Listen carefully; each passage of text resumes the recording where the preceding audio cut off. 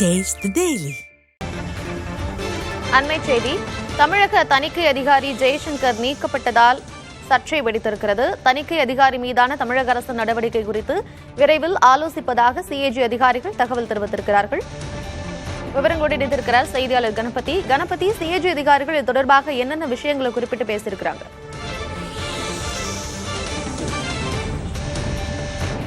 தமிழ்நாடு அரசின் கோரிக்கை அடிப்படையிலேயே ஜெய்சங்கர் தமிழகத்துக்கு தணிக்கை பணிக்காக அனுப்பப்பட்டதாக டெல்லியில் உள்ள சிஏஜி தலைமை அலுவலக அதிகாரிகள் தெரிவித்துள்ளனர்.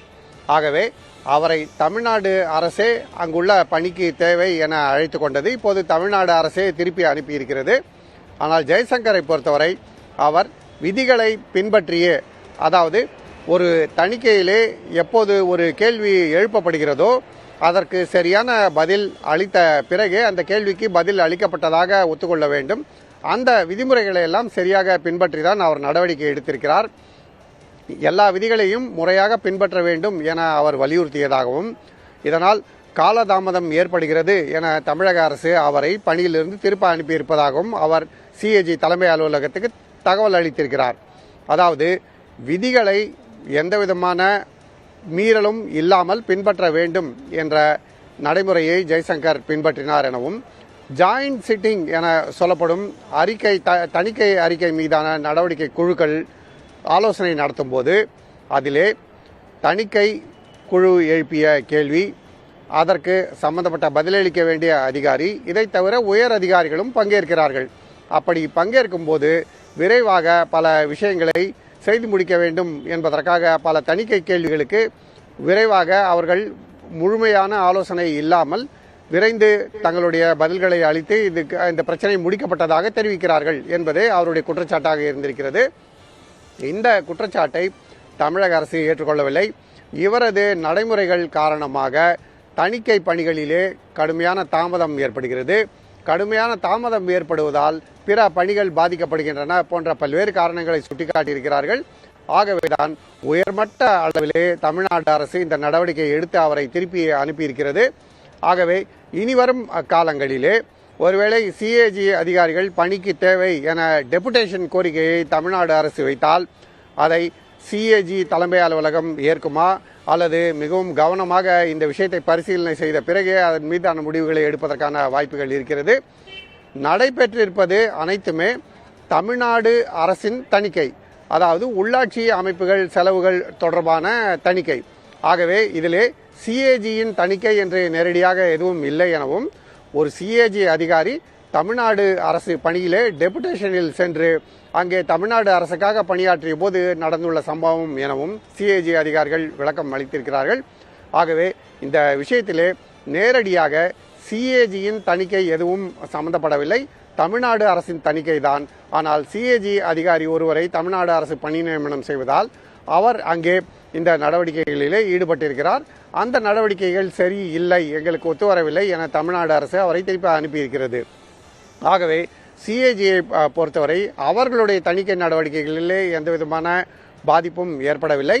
ஆனால் ஒரு சிஏஜி அதிகாரியை இப்படி திருப்பி அனுப்பியிருப்பது சரியா என்பது குறித்து சிஏஜி தலைமை அலுவலகத்திலே ஆலோசனை நடைபெற உள்ளது.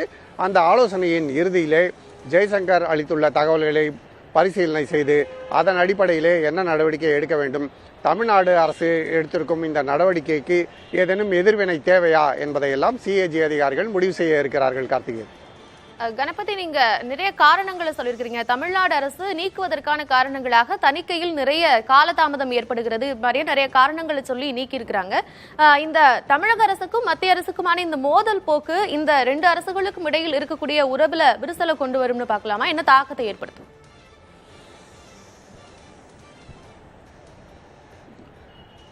ஒரு புறம் தமிழ்நாடு அரசின் தணிக்கை, அந்த நடவடிக்கைகளிலே அந்த பணிகளை மேற்பார்வை செய்வதற்காக ஒரு சிஏஜி அதிகாரி டெபுடேஷனில் தமிழ்நாட்டுக்கு அழைக்கப்படுகிறார்.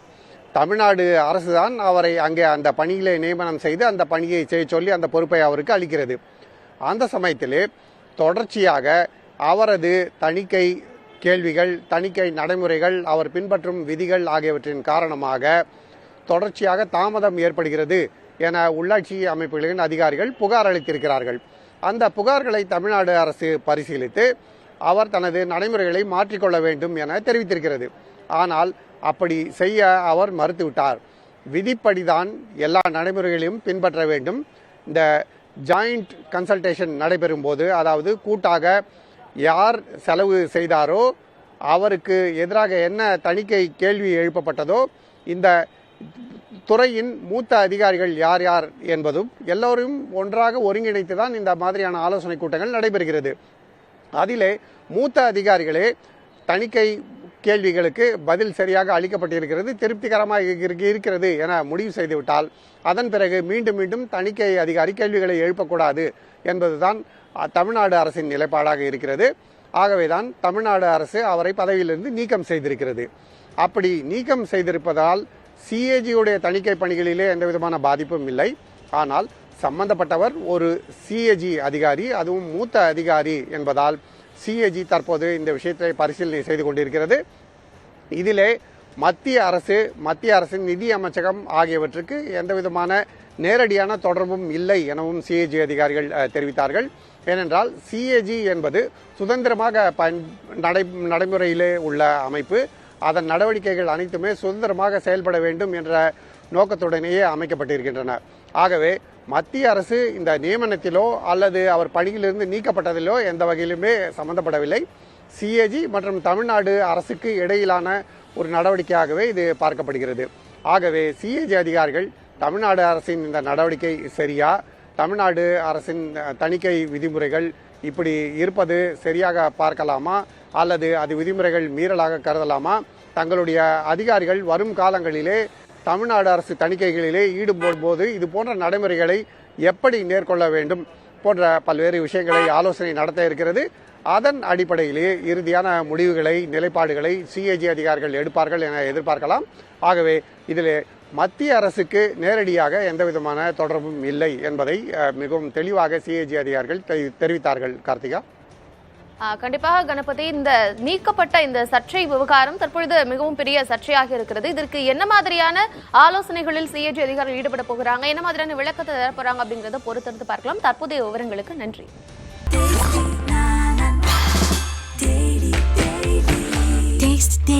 Taste the Daily.